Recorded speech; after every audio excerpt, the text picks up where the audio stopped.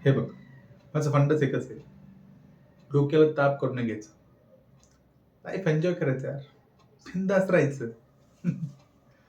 हे बघ, आपण दोघे एकमेकांबद्दल क्लिअर आहोत ना, तेच पुरेसं आहे. उगाच त्याच्यात लॉजिक काढायला जाण्यापेक्षा मज्जा घे ना त्याची यार.